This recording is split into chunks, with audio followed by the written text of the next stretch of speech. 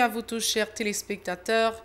Les journalistes accrédités au Parlement sont à leur deuxième journée de protestation pour réclamer justice du fait d'avoir été brutalisés par des agents de sécurité le 20 août dernier. Des résidents de Port-au-Prince, révoltés par cette situation, invitent les responsables des deux branches de l'institution parlementaire à sévir contre les agresseurs des journalistes. Commémoration ce 23 août de la journée internationale du souvenir de la traite négrière.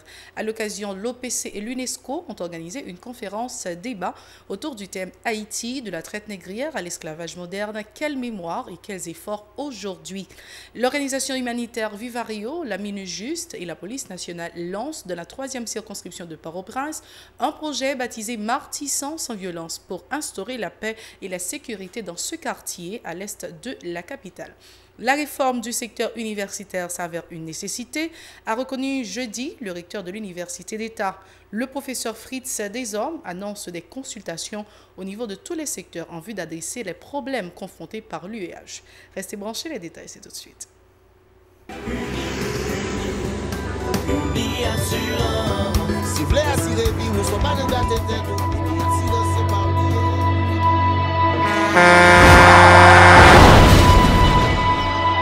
En général, moun pa reme pran assurance. Yo considéré que son l'argent rejeté. Et pourtant, l'argent assurance te doué dans budget ou à côté l'argent caille avec l'argent manger. Li là pour les deux traverser un mauvais pas. Gardez tout à côté ou. Ouais comment gros problème qu'on entre sur monde sans attendre. Mandez Dieu pardon, ça qu'arrive au tout. Une assurance dit ou précaution pas capon. Les mal arrivés, les faux amis flair saison a fait comme si on pas de jambe connaît ou.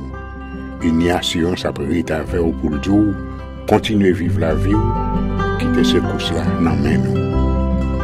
Une assurance. Vivez en toute assurance. Merci encore à vous, chers téléspectateurs, d'être encore avec nous. Place maintenant au développement de ce journal. Des résidents de la capitale ont dénoncé jeudi les actes de violence perpétrés le 20 août à l'encontre des journalistes au siège du Parlement haïtien. Ces citoyens estiment inacceptable qu'un agent de sécurité puisse gifler un membre de la corporation journalistique dans l'enceinte de l'institution parlementaire. Ils invitent les responsables des deux branches du Parlement à sévir contre les violateurs des droits des journalistes. Écoutons leur déclaration au micro de Mario Sylvain et David Mercieuse.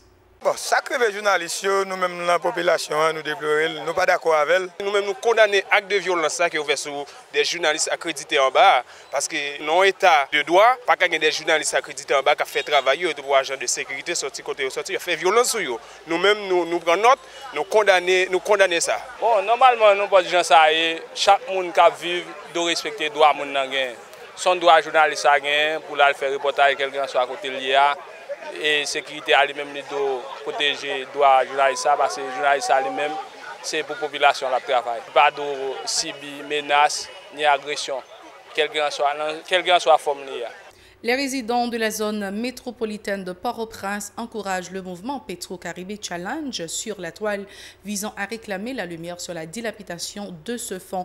Ces citoyens exhortent les autorités judiciaires à tout mettre en branle pour pouvoir sanctionner toutes les personnes dont la culpabilité sera révélée dans ce dossier. Reportage Jean-Maxon Dorsey et Rigueur Noël.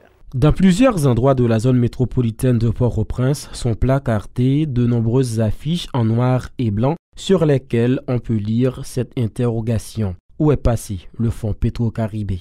Les organisateurs du mouvement Petro-Caribé Challenge passent du virtuel au réel pour contraindre les autorités à établir toute la vérité sur ce dossier. Une démarche appuyée par les Port-au-Princiens estimant qu'il est temps de tirer au clair l'affaire Petro-Caribé. Chef cap dirige pays, pour expliquer au peuple là, oui, comme là, mais qu'on parti, mais qui côté le passé, qu'on l'autre parti, mais côté le passé, ou bien, mais qu'on reste comme là, qui ça l'État côté fait?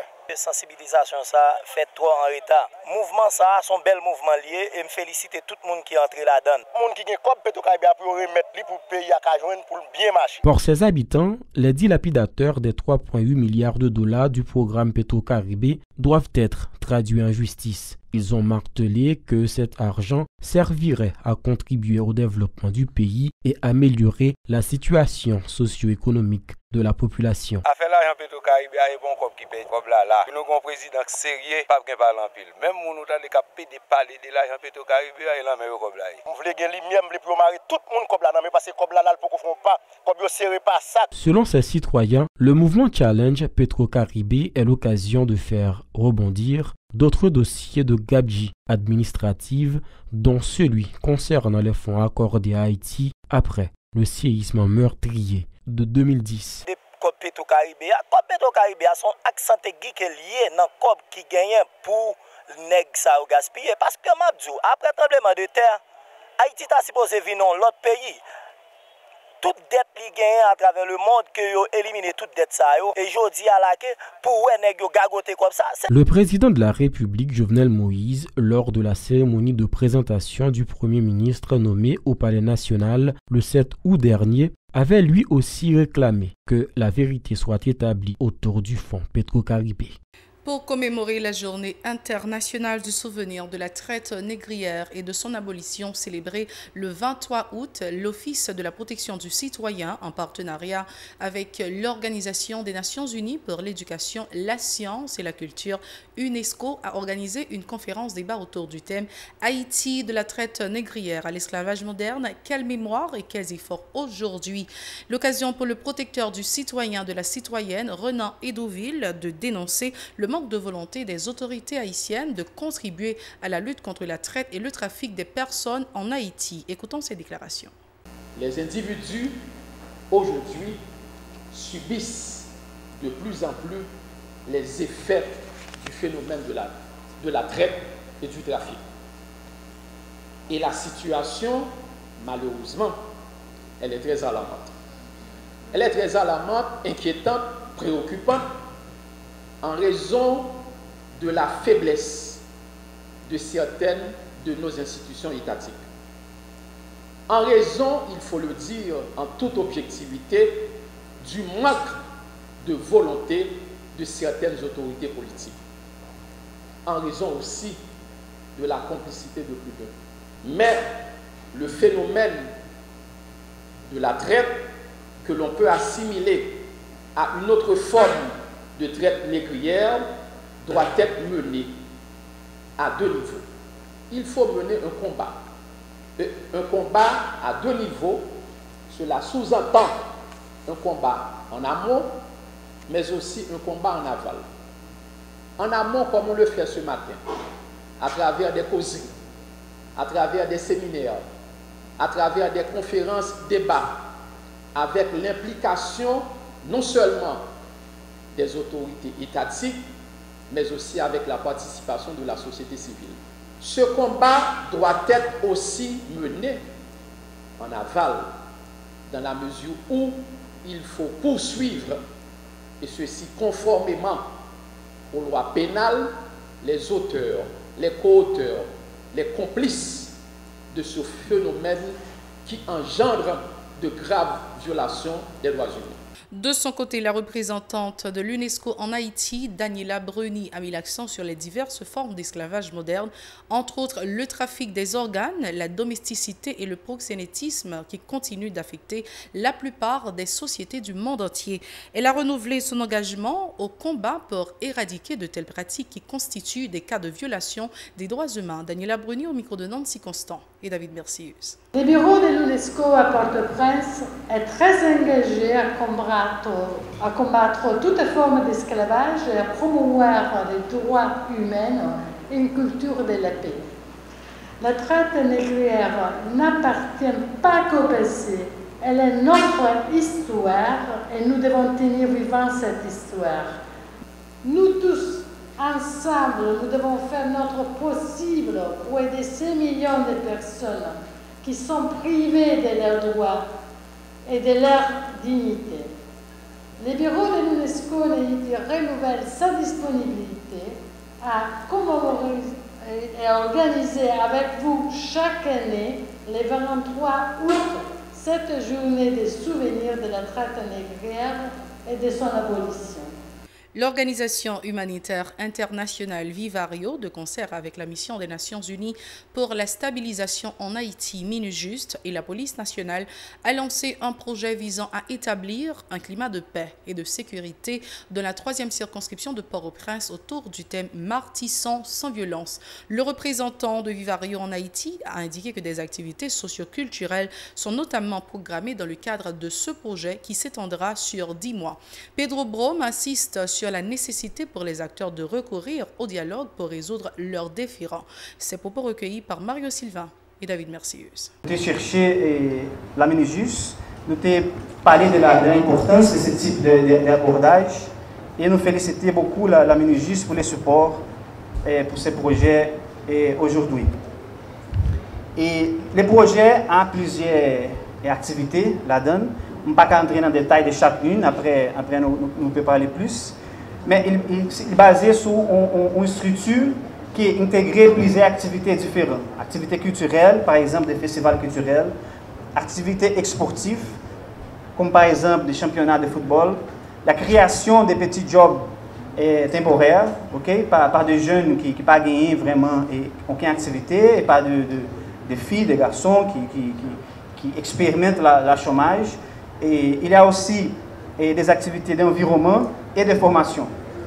Et ça, maintenant, nous avons commencé déjà, après nous allons regarder quelques petites photos, nous avons commencé déjà depuis 2 semaines les activités, jusqu'à avril, plus ou moins avril-mai de l'année prochaine.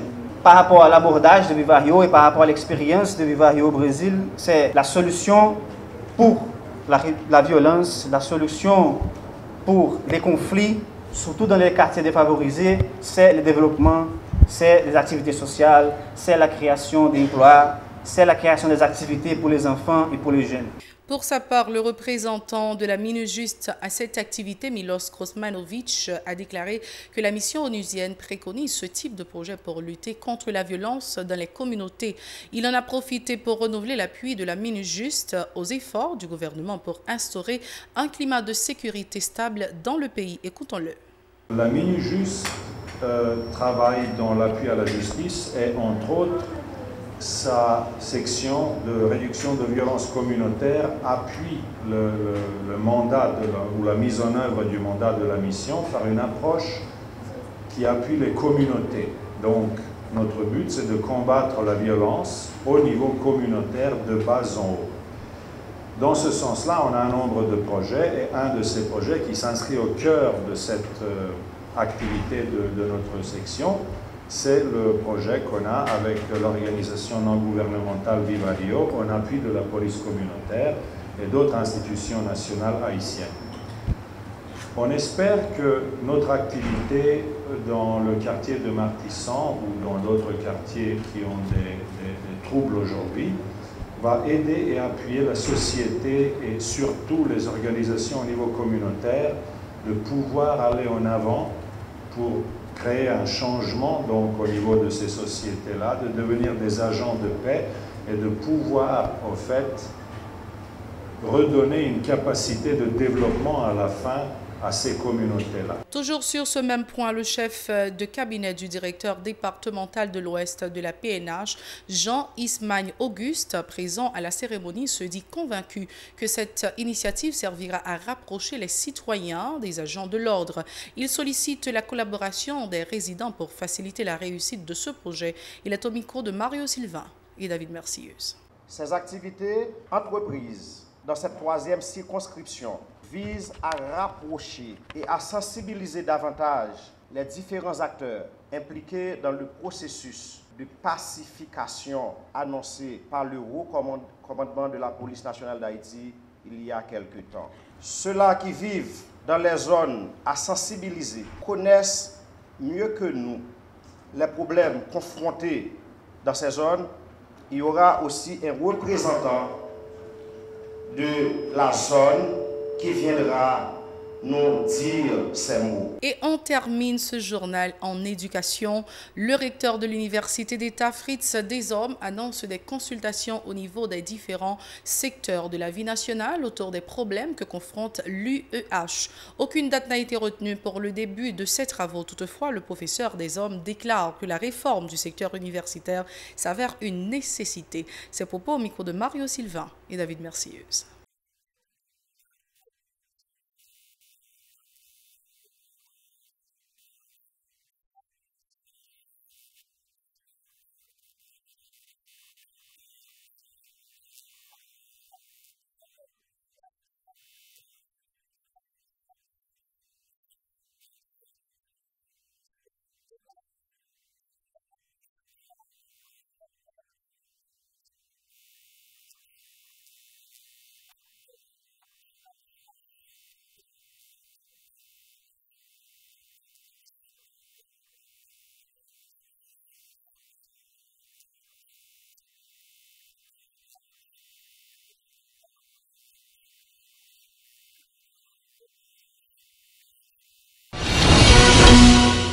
Merci d'avoir été des nôtres pour cette toute nouvelle page d'actualité.